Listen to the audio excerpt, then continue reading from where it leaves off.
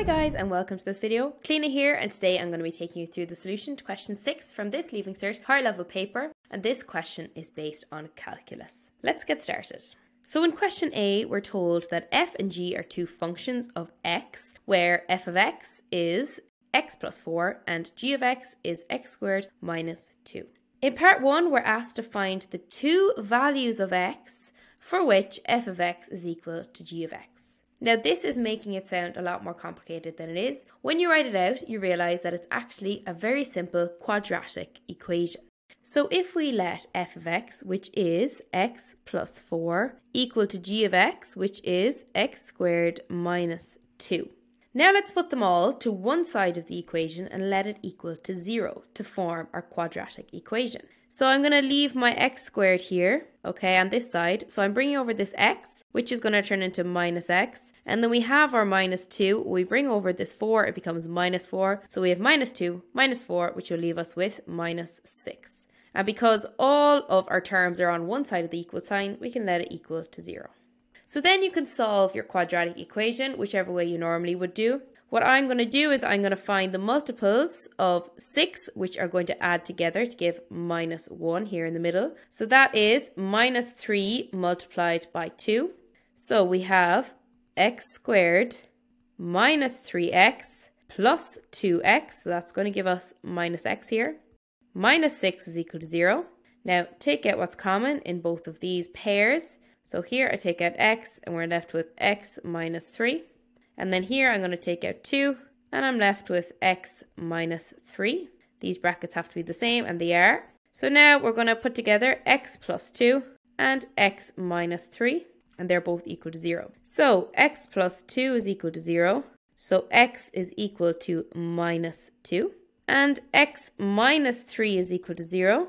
So x is equal to 3 if you bring it over to the other side of the equal sign. So now we have found our two values of x. So x is equal to minus 2 and x is equal to 3. And for the correct answer here, you're going to get a total of 10 marks.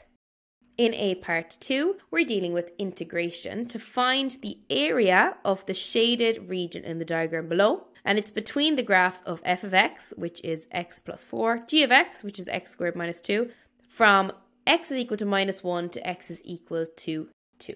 So what I'm going to do here is I'm going to use integration to firstly find the area between the f graph and the x-axis. So this pink area here between 2 and minus 1. So I'm going to find that area first. And I'm going to do that by integrating the function f between 2 and minus 1. And then I am going to find this purple area. So the g graph, okay, the area underneath that between 2 and minus 1, I'm going to add these together.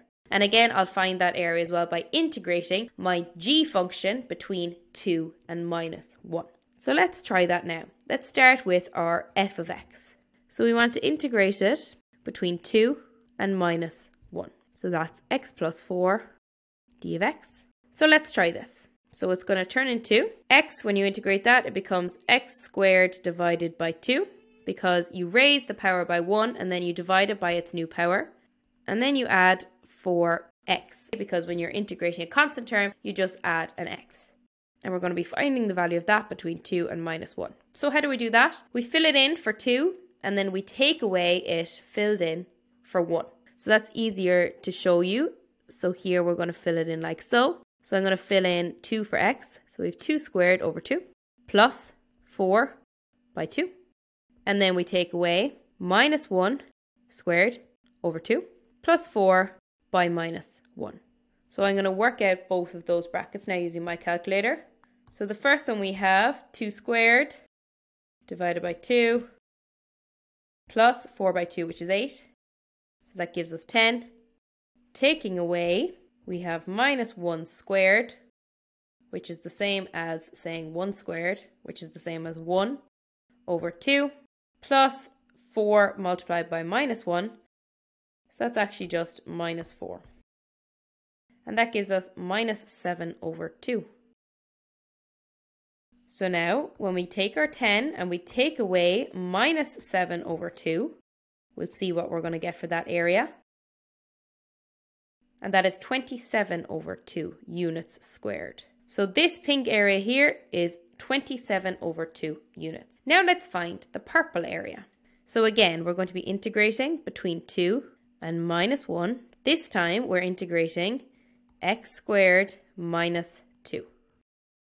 So it's going to look like this. So from 2 to minus 1. When we integrate x squared, it's going to turn into x to the power of 3 divided by 3 minus 2x. And now let's start filling this in. So firstly, we're going to fill it in for x is equal to 2.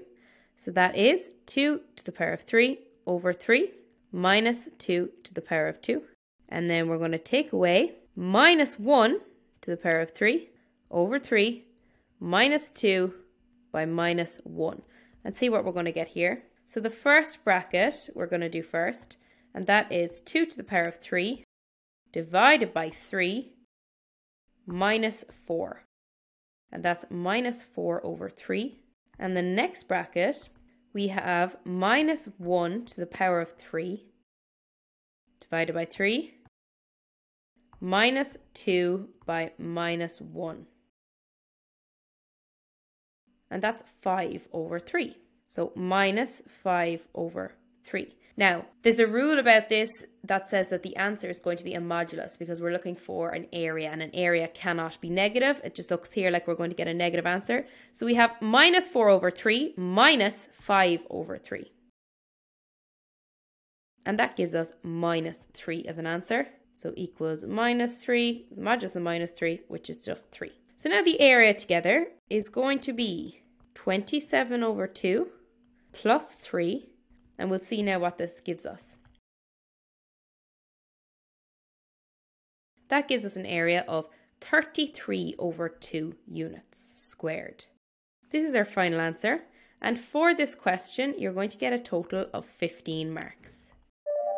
Now, the final part of this question, question B, is probably the most difficult part of it, and it really tests your knowledge of the rules of integration. Now, there are only 5 marks going for it, and this is quite common if there's a difficult question at the end of a longer question. A lot of the time, there's less marks going for it because there's less people who are going to get it right. So it tells us that b is a positive constant, and it tells us that the integral from b to 0, or from 0 to b, of b e to the power of bx dx is equal to e. So that means that if you integrate b e bx from 0 to b, you're going to get the answer of e. So that's what that means. It asks us to work out the value of b. So let's basically do what we did in the other question, okay? But this time we're not dealing with numbers as much, but rather letters. So what we're going to do is, the first thing is to integrate be to the power of bx, because that's what it's asking us to do in the question. And we're going to see that whatever answer we get, that is equal to e, and then hopefully we can work out b from that. So let's integrate first.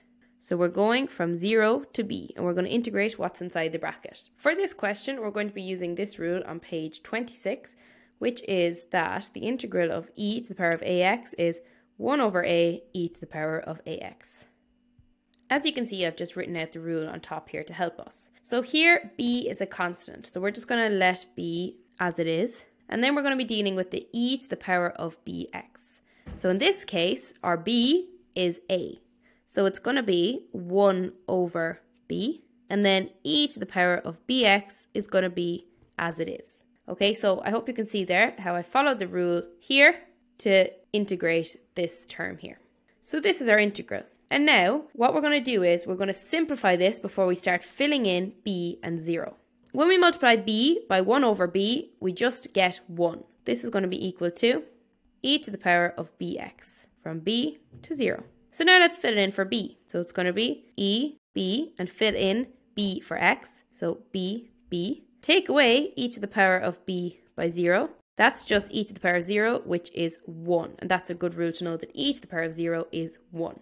So we have e to the power of b squared minus 1. And this is equal to e, just like it showed us at the start of the question. This is equal to e. That's a fact. Now let's use this to see if we can work out the value of b.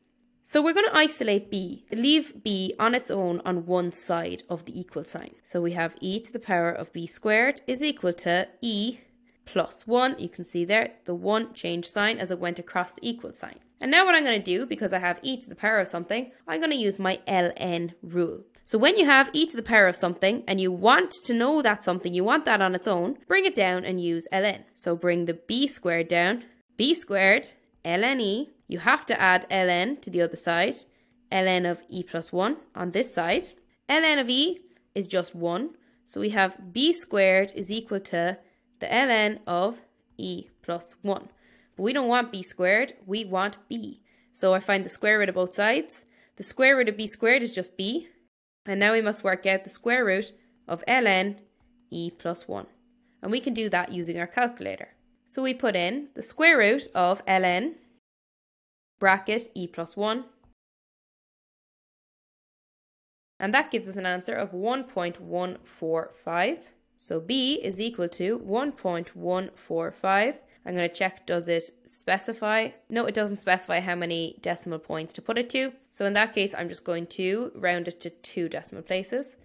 So b is equal to 1.15. This is our final answer. We found b, and for finding b, you're going to get a total of 5 marks. Okay guys, so that's all for this video. Thank you all very much for watching, and I'll see you at the next video.